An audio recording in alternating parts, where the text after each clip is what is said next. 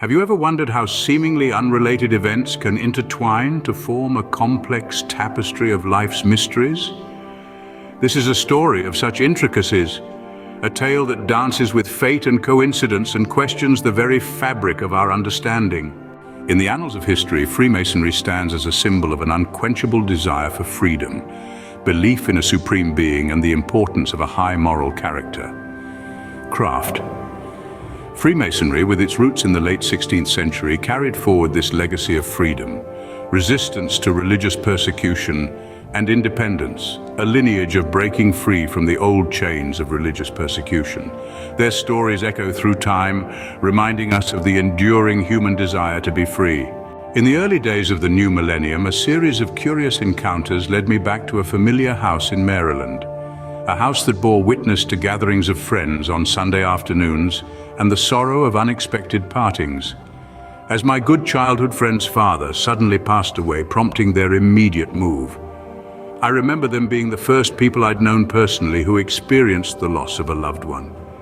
And in a house that years later would, to my astonishment, become a home to the parents of a future girlfriend. The world, it seemed, had folded in on itself, bringing me back to this place of familiarity, in a city that has nearly 33,000 homes in 11 different communities. Yet shockingly, I found myself in it once again after high school friends many years later introduced me to Brandy. The house, previously occupied by two brothers from my childhood church, had now become a symbol of the cyclical nature of life. As I ventured deeper into this narrative, I discovered a string of peculiar connections that I never would have known had it not been for Brandy oddly arranging this reunion with Mike's mother in their home one last time to chat about some details of his far too short life and his departure. It was here I'd found out that Mike's mother shared the same birthday as my own mother, the 4th of July, a day that resonates with the echoes of freedom and independence, a day that symbolizes the breaking of religious chains and the birth of what was being called the New World. Not only that, I learned that his mother's last name was Gentile, a term used to describe those who were not Jewish. It was a name that carried immense significance, a name that reflected the inclusive teachings of Jesus and the rejection of discrimination. Delving further, I was reminded of the nearly catastrophic event in my birthplace, Washington, D.C., and a seeming divine intervention. An event that saw the capital almost burned to the ground in 1814 at the hands of British soldiers. But the capital was saved by an unexpected act of nature, a tornado that forced the British to retreat, and rains that extinguished the flames. This event paved the way for the American soldiers to regroup and successfully defend their capital. Perhaps the Americans would have been victorious anyway.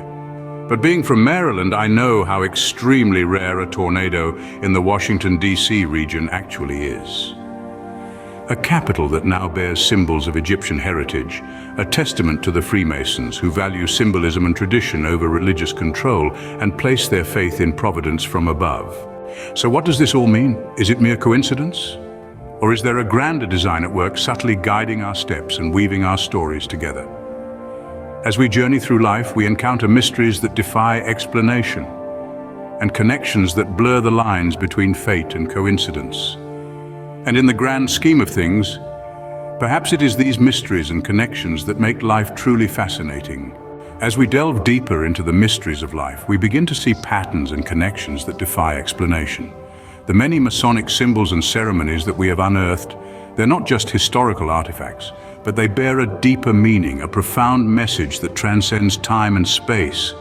The Jungian synchronicities, the seemingly coincidental birth dates, and the last names, Gentile and Craft, may not be just mere coincidences. Could they be signposts, pointing us towards a path that was meant for us to walk upon? Could they be clues to a puzzle that we were destined to solve? These connections, these threads that link us to each other and to the past, they could have far-reaching implications. Their meanings could stretch beyond what we can comprehend, and yet they are undeniably present in our lives. Perhaps these are not mere coincidences, but a grand design subtly guiding our steps and weaving our stories together. As we journey forward, we carry with us the knowledge of the past, the mysteries of the present, and the promise of unraveling the future.